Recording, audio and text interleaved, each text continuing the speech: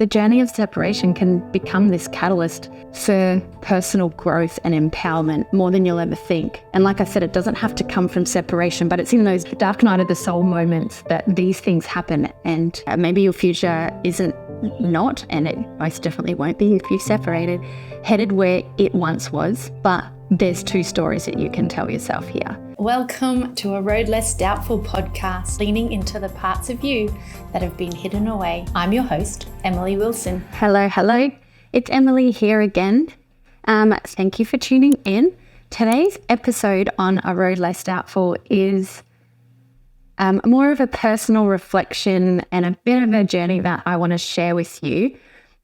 It's been 3 years post-separation for me, and I guess I know you come to a podcast to learn things, but in the true sense of being authentic and vulnerable and real and just sharing with you a few little things that I wish I had have known sooner.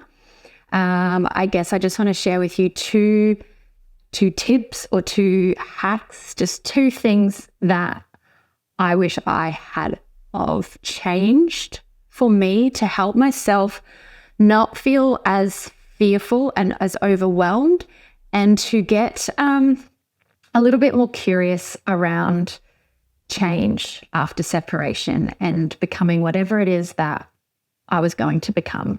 Because I think we hold very tightly onto the identity of who we are and the perceived reality of what our life was going to look like. And we really, really struggle to then throw that all away, which is sometimes what we have to do more often than not during or after a separation. And reinvent the wheel. So I guess by the time this airs, it's going to be a little bit post 3 years past my separation. But because it was fresh in my mind and I had been doing a bit of reflecting on this, I thought it was a good time to share it with you. Some of the growth, I guess the practical wisdom, but a lot of it comes from within. Like you can draw on tools and stuff, but it's more of the unlearning, I think, than anything. But if this episode can help you feel a little less afraid, especially if you're a little bit fresher into this, or it's something that's maybe in your field of awareness, you know, you're not separated yet, but things are tough and you're not sure whether it's the right choice yet, maybe that's where you're at. Actually doing some of this work or looking at these two things that I'm going to share with you might actually help you change your perception in your current reality of marriage. And it might help things anyway, because sometimes when we relook at our own values or remember who we are or do a little bit of that self-work, we really see where the true problem is, and maybe it's not the other person, right? Or maybe it's not just that situation. Maybe it's other things that are factoring in. So November 1, 2020 was the day I started doing life solo. The future I planned, how I saw things, the me that was going to be, the life with my kids, all of that, the realization that at that time I was not only mourning exactly what was happening, I was mourning the loss of the family and the dreams of my future that I had always envisioned, right? And that sometimes is actually harder than that in the moment loss than you're feeling, because it almost feels infinite because you can't see past that moment. But your mind had already created a reality that was so far in the future, so infinite, that how do you change that? So in that moment, you know, the challenge is that you're filled with so much uncertainty and fear. But I wanted to chat to you today, not from that place, but from a place of celebrating the process, the growth that happened, the growth that can happen for you, no matter the situation, and a reminder that during your toughest moments, that there's always, it generally is what pushes you to that path of self-empowerment, or I don't really like these big words, but self-discovery, the journey, the whatever, and a really beautiful transformation can come out of that. So they usually propel us to change and make us better and into a life that we never would have imagined for ourselves. If you had told me 3 years ago I'd be sitting here recording a podcast, you know, at this point, maybe not super well, but I'm doing it. I would have laughed at you. If I was told that I was going to have had a few holidays this year, I would have laughed at you. If you had said I was going to be happy on my own, I also would have laughed at you. So this is the beauty of life and struggle. And so, like I said, these moments propel us to change and into something that maybe we could never imagine for ourselves. And look, I know that maybe as I talk through this, it'll sound a bit fluffy or airy-fairy, and it's easy to listen to it from somebody else and sometimes harder to instill in yourself. But these moments, I've been studying some human design, even with my mindset coach over time. Study I just do online. Like I said, you can pull information from anywhere. But this is what they call the dark night of the soul. These moments when you feel like you are completely at rock bottom. And you know what? Sometimes you feel like you're at rock bottom and it's not even your rock bottom yet. I know when I broke my jaw, I thought that was my rock bottom. I tell you what, my separation was a lot more rock bottom than breaking my jaw. Because we all have the thing that maybe we haven't learned in this lifetime, or that our soul needs to recognize, and whatever that thing is that's most truest for us that we're not seeing, then the universe, whatever you want to believe in, is going to find a damn way to show you that if you're not doing it yourself, really. So that dark night of the soul, it points to the experience of failure. So this is like a definition, if you want to read it, it's the literal definition, and or perceived failure, right? And the soul is in a situation and is convinced that God, universe, spirit, has abandoned it, right? And it's cast it into this darkness, maybe forever. That's how it feels.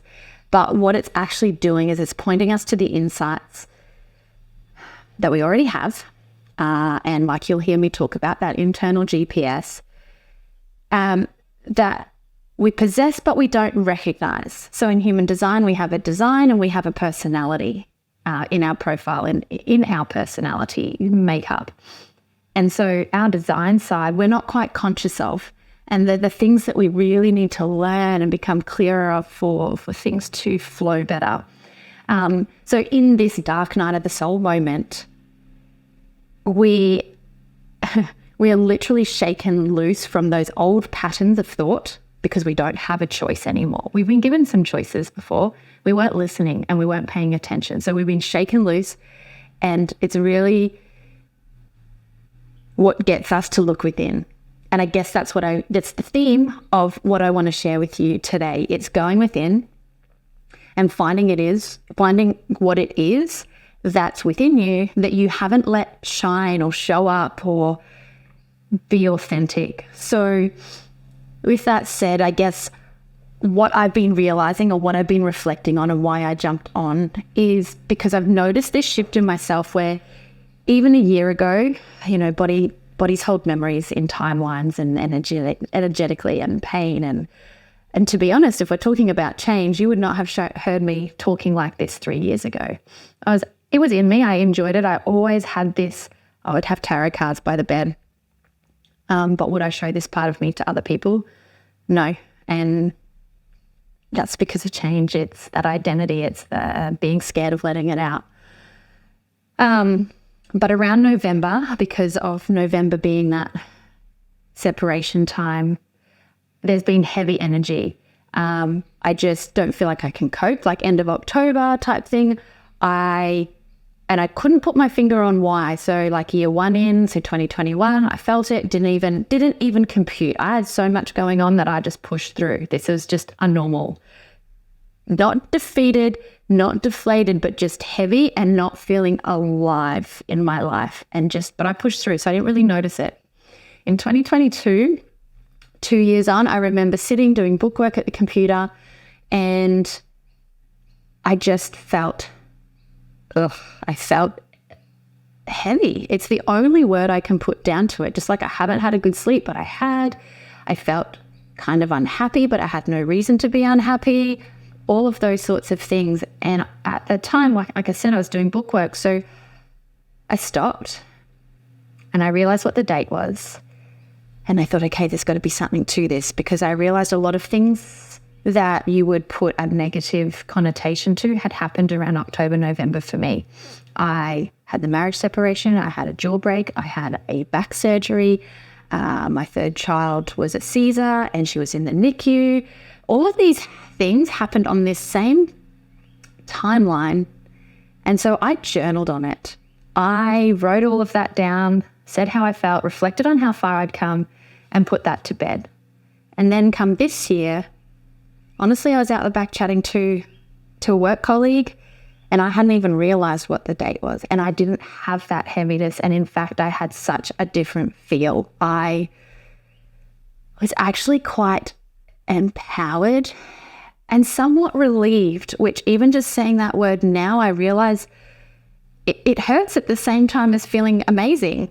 And I think that's still some of the mourning of letting go of what was and realizing what I'm stepping into.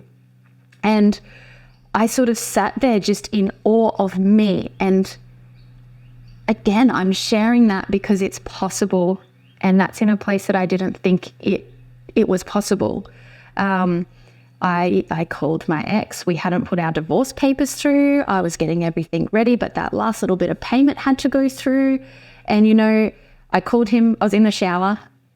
And so October 31, I thought, you know what? I don't want to take this energy into the next cycle of that year. I don't want that same pattern. I want that energy gone. I wanted to cut the cord, all of those things. And so I called him while I was in the shower. I said, hey, I don't know if you remember what date it is, but the anniversary of our separation is tomorrow. I've just realized, can we just fix this payment up for our divorce? And can we process that before tomorrow?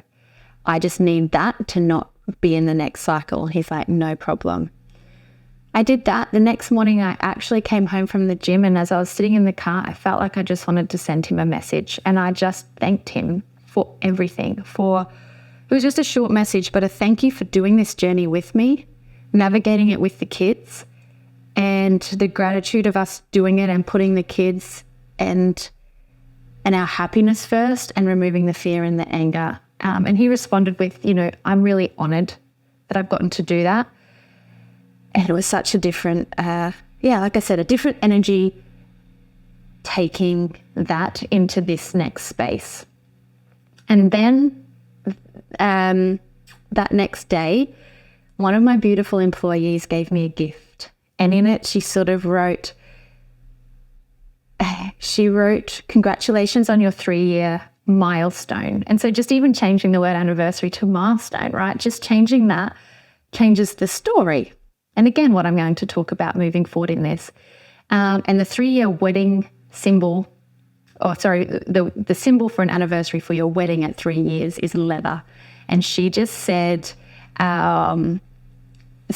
leather symbolizes your resilience and strength and your protection towards those that love and care about you. And just know that those things within you don't go unnoticed. So here's to celebrating your 3-year milestone. And so firstly, that was so truly humbling and beautiful and thoughtful, but reminded me how you can look at the same situation from 2 totally different perspectives, and how this date used to hurt and now this date feels empowering, and how you can move forward and you can reflect on these things and navigate it from now more of a place of curiosity and excitement.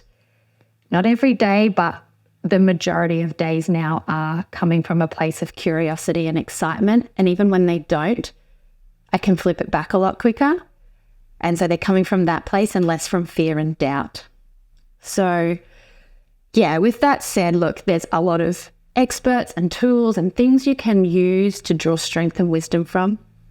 However, for me personally, now we're getting into these things, it's the 2 biggest things, and they come from within you, is just to explore what your new identity might look like, and being open to that, and knowing that it's okay to change, and seeing that this new you that you don't know what it looks like is not something to fear, but something to get curious and embrace if you can.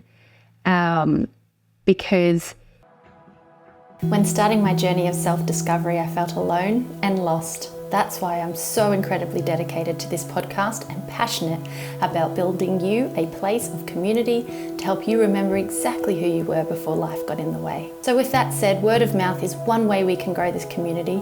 So please share this with your friends and family. And so you don't miss an episode, I'd love for you to tap the subscribe button. Now, let's get back to the episode. if you can embrace your new identity without knowing what it is, but be open to finding out who that is, but then also embrace the change, because once your identity shifts, you then have to embrace the change that comes with that. So we just discussed that you had this perception of what your reality might look like. However, that is now no longer even a possibility, but you have infinite amount of possibilities now open to you. So you have to be open to the change that's going to come with that. So these two things are very similar, embracing the change and kind of like trusting that journey and embracing your new identity. But they're slightly different, because one is more of an internal thing, but holding on to that internal thing will help you embrace the external things. And I think I just wish I had done that sooner, because we look for those things that we can control. But if we can control our mind in this way and make it curious and change that narrative, then we get to control those thoughts in such a more positive way. So one of the first steps to moving forward is letting go. And fuck, that's hard. It's letting go of the dreams and the plans that you had inside the relationship, right? Letting go of who you were in the relationship, more importantly. Letting go of the vision you had created for what the family should look like. And this can be so emotional and incredibly challenging, and yet it's essential. Like, you have to do it. You have to cry on the couch. You have to cry in the shower. You have to yell. You have to scream. You have to do the things, and you have to let it go.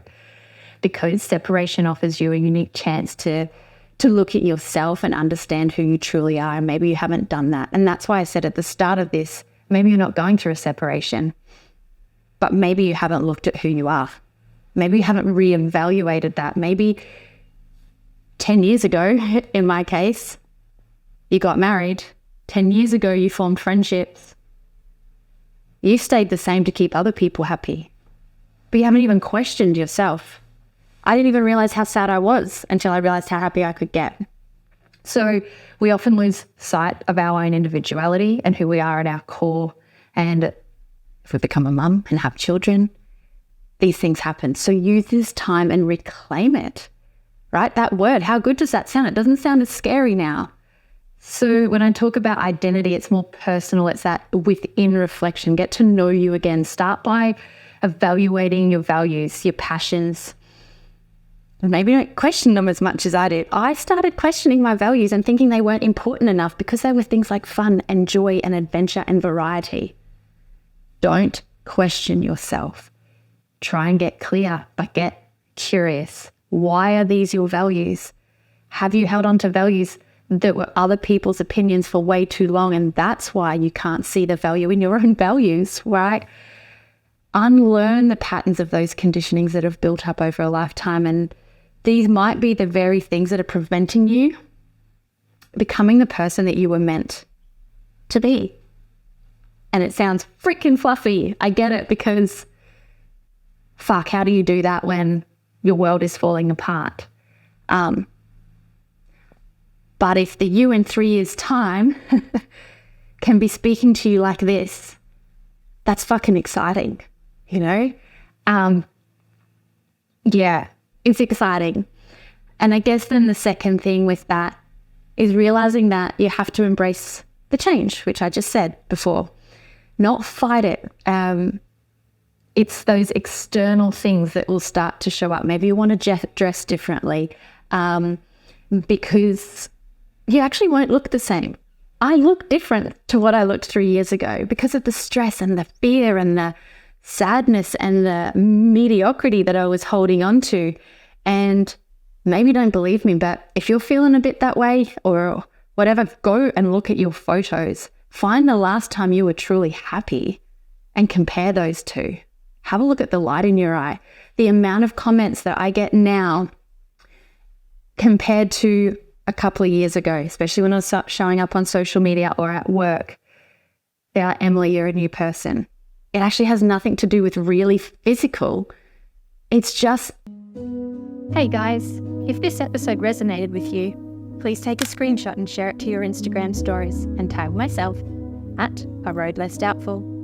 And if you're ready to lean into the parts of you that have been hidden away and start your road to less doubt and have way more fun, I'd love for you to join our community of like-minded women who build each other up inside our free Facebook group.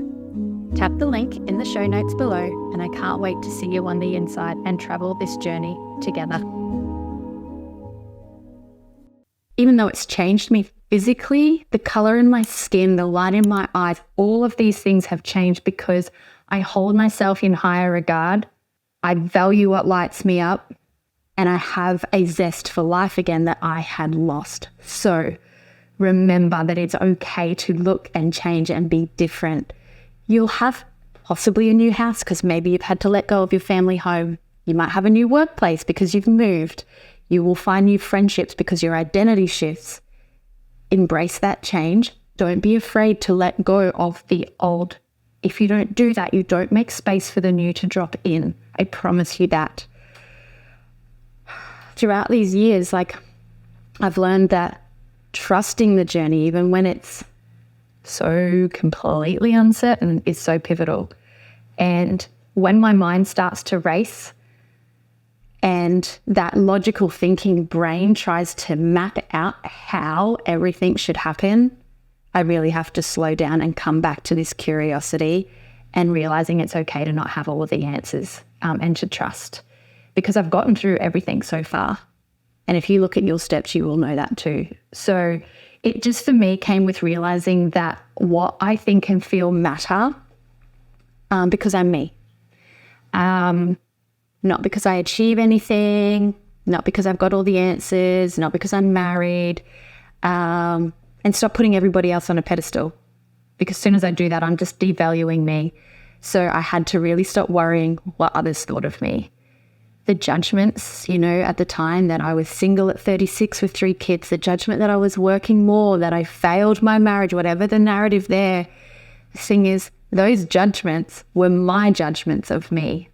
That's why I was starting to see them everywhere, because that confirmation bias comes in. I wasn't embracing the change and getting curious of what was coming. So I was holding on to my old story because I thought it was my safe story, but my story all along hadn't kept me safe. It got me in the position of having my marriage ending, right? So these stories you create, they don't do anything except create stories.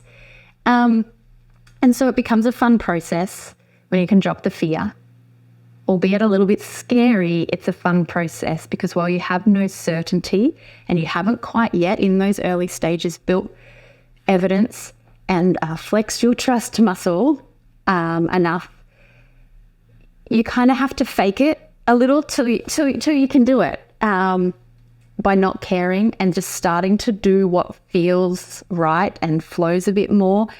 But you will start to get feedback and you'll get it quicker than you think. And that's the kicker. So that stuff starts to stack, that evidence starts to stack. You'll see evidence of these just new things dropping in for you. And that's where everything changes. Honestly, I just need you to know that, because when you're there, you don't think that those small moments are going to stack. I get that. You will want to move faster. You will want the hurt to go away, but it's not going to. You have to feel it. But you have to start listening to you again so that you can feel what it feels like in your body. And that's really a game changer, actually, if you can do that. So fake it till you make it. Get that feedback in your body of when you do something for you that's not conditioned from somebody else, your body will feel calmer. And then these small steps will have you move from spot A towards spot B, wherever you're supposed to go. And it creates the feedback to your brain that, hey, shit, maybe I can do these things. And so you can do a little bit more and a little bit more. And over time, you get to 3 years on and you get to have this conversation that says, holy, I'm okay. So view each obstacle as an opportunity to learn and grow and evolve by focusing on your capacity to overcome these things. You will find that resilience and grit become powerful tools, and this will allow you to weather this shitty storm and come out stronger and wiser and more resilient than ever before. And I say that knowing that sometimes we've come from a place where we've had to be strong for so long that we don't want to be strong anymore. We want to be soft and calm and feel supported. Hello. It's Emily here. You guys may have heard me talk about human design and will continue to do so throughout my podcast because it's helped me to expand my life using it as a tool along my journey. If you would like to take your first step on a road to less doubt, then download your own free personalized human design chart by clicking on the link in the show notes. Then, as you follow along on socials or the podcast, you'll be able to integrate this and gain more clarity of who you are and remember who you came here to be. Lastly, I'd love for you to join our community of like-minded women inside our free Facebook group. All links are in the show notes. All right, back to the episode. This is a different kind of strong because it's coming from somewhere within you that just knows that you've got your back. So as you let go of the past and start to move forward, like embrace the freedom. That's something that I was chasing. You know my values, right?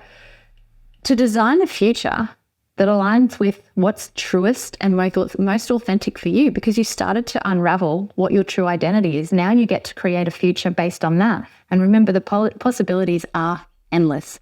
So embrace the invitation to learn and grow and change, like I've said. And the journey of separation can become this catalyst for personal growth and empowerment more than you'll ever think. And like I said, it doesn't have to come from separation, but it's in those dark night of the soul moments that these things happen. And yeah, maybe your future isn't not, and it most definitely won't be if you separated, headed where it once was.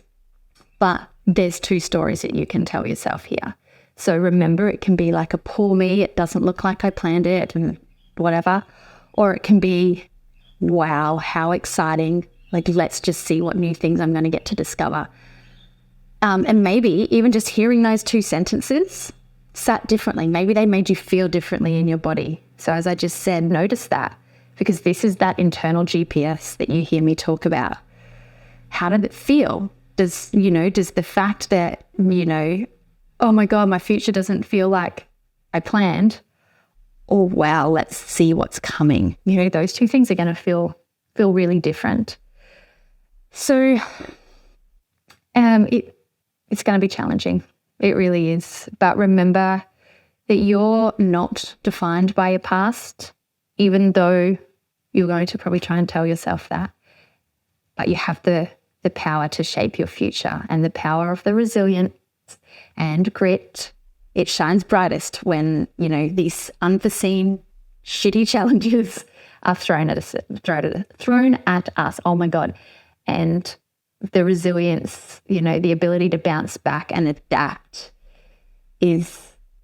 make friends with those qualities. They'll become your guiding force throughout your life, no matter what comes at you. So use the knowledge that you've gained and set clear intentions for your new chapter. Create new chapters in your book. Create your new chapter 2.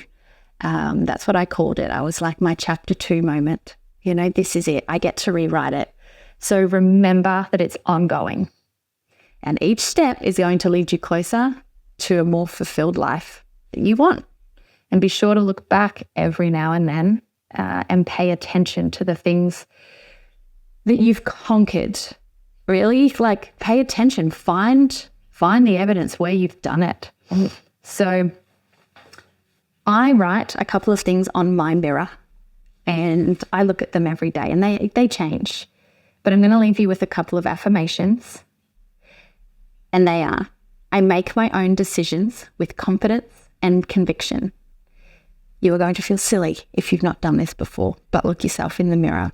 Laugh at yourself if you have to. But remember, your mind doesn't know a truth from a lie, so just start plugging it into these things instead. I give myself permission to be my authentic self. I use my power for good. I accept myself unconditionally. I forgive myself for past mistakes and I grow from them. And one of my favorites that I pull on all the time when I start to forget to get curious and start to lean into fear when I shouldn't, I tell myself that every time I let go, things get better, because it is so true. It's all there. It's all within you. Don't try and control it all. Try and trust it all. Try and embrace it all. Try and get curious with it and see what shows up for you.